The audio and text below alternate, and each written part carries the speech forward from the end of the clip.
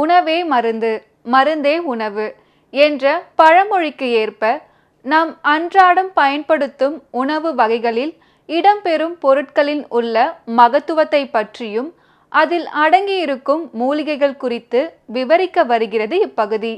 நலம் தரும் மூலிகை.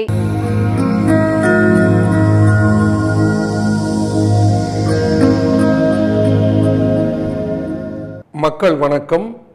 உலக தமிழ் அறிவாளிகளே, நலமுடன் பல்லாண்டு வாழ்வோம். புத்தம் புது காலை நிகழ்ச்சியிலே ஹீமோகுளோபினுடைய அளவை உடலில் கூட்டுவதற்குரிய மூலிகைகள் என்னென்ன? குரற்கம்மல் காமாலை குட்டமொடு சோபை. குரற்கம்மல் காமாலை குட்டமொடு சோவை உரற்பாண்டு பன்னோய் ஒழியும். மெய்யாந்தகரை ஒத்த மீளி என்ன நற்புலத்து கையாந்தகரை ஒத்த கால். மெய்யாந்தகரை ஒத்த மீளி என்ன மெய்ப்புலத்து கையாந்தகரை ஒத்த கால்.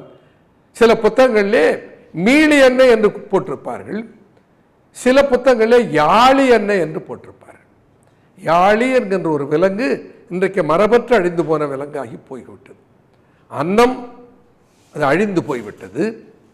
அன்னப்பறவை என்று ஒன்று இருந்திருக்கிறது, அது இன்றைக்கு இல்லாமல் போய்விட்டது. இட் ஹஸ் பிகம் எக்ஸ்டிங்க்ட், மரபற்று போய்விட்டது. அப்படி மறைந்து போனதை போல மறைந்து போன ஒரு விலங்கு யாழி. யாழி யானையை போன்ற துதிக்கையும் சிங்கத்தை போன்ற முகப்பாவனையும் கை கால்களிலே நகங்களையும் பெற்றிருந்த ஒரு விலங்கு.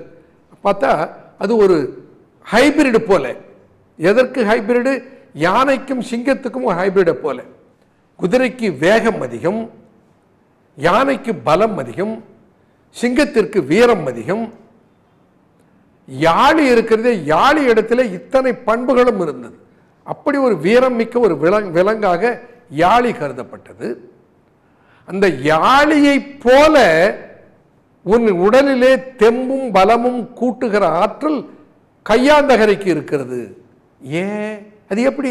யாழி பலம் எப்படி மனுஷனுக்கு கையாந்தகரில் வரும்? பலம் என்பதும் வளம் என்பதும் தெம்பு என்பதும் திடம் என்பதும் எங்கே இருக்கிறது? ஹீமோகுளோபின்ல தான் இருக்கிறது.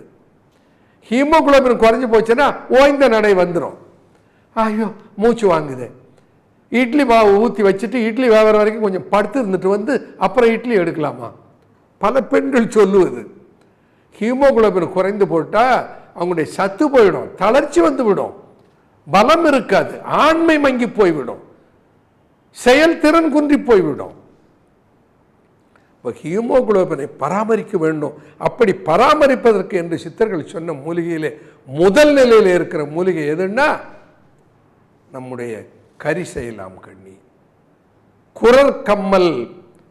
பலர் சொல்லுகிறார்களே, எனக்கு குரல் கம்பீரமாக வரவில்லை, என்னுடைய குரல் கொஞ்ச நேரம் பேசினா கீச் கீச்சுன்னு வந்துடுது, கம்மி போகிறது. குறிப்பாக பாடகர்கள் பலர் சொல்லுவார்கள், என்னுடைய குரல் கம்மி விடுகிறது. குரல் கம்மல் காமாலை குட்டமொடு சோபை மிரர். என்ன சொல்றார்? குரல் கம்மல் காமாலை. காமாலையிலே ஊது காமாலை, இரத்த சோகை காமாலை, மஞ்சள் காமாலை என்று பல காமாலைகள் உண்டு. அதில் இங்கே எந்த காமாலையை குறிப்பிடுகிறார்கள்?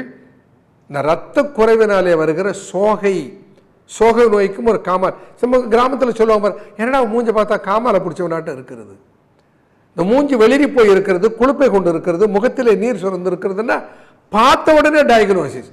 உடனே போய் ரத்தத்தை எடுத்து ஹீமோகுளோபின் கண்டென்ட்டை பார்க்கணுங்கிற அவசியமே இல்லை. அவன் மூஞ்சை பார்த்த உடனே சொல்லி விடுவான். Clinical diagnosis. இதெல்லாம் இந்த மருத்துவத்தில் இருந்திருக்கிறது. இந்த மருத்துவர்கள் பயன்படுத்தி இருக்கிறார்கள். காலப்போக்கிலே அதெல்லாம் விட்டுட்டோம். அப்போ ஹீமோகுளோபின் கூடுவதற்கு என்ன செய்ய வேண்டுமா? குரற்கம்மல் காமாலை குட்டமொடு சோபை உரர் பாண்டு.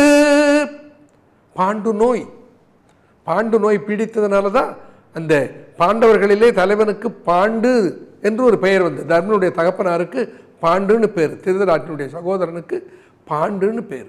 பாண்டு நோயினாலே பாதிக்கப்பட்டவன். என்ன, ரத்தம் குன்றி போறதுனாலே அவனுடைய கைகால்கள் எல்லாம் பலம் குன்றி போய் கைகால்கள் எல்லாம் சுரந்து வயிறு சுரந்திருந்தா இதை பாண்டு நோயின்னு சொல்லுவாங்க. இப்போ பாண்டு நோய்க்கு இதை நம்ம உடனே எடிமா, கால் கையில் எடிமா இருக்கிறது உடனே டயூரிட்டிக்கை கொடுக்கறது இல்லை. சித்தர்கள் சொன்னார்கள், இதெல்லாம் டயூரிட்டிக் கொடுத்து குணமாக்குறது இல்லைப்பா, சிறுநீர் பெருக்கிய தர வேண்டியதில்லை, அவனுடைய ரத்தத்தை விருத்தி செய், அவனுடைய கால்கையில் இருக்கிற வீக்கம், முகத்தில் இருக்கிற சுரப்பெல்லாம் போய்விடும். அப்படி இரத்த விருத்தியை தருகிற ஒரு மூலிகை தான் இந்த கரிசலாங்கண்ணி அல்லது கரிசலை கையாந்தகரை. தொடர்ந்து பார்ப்போம். நன்றி, வணக்கம்.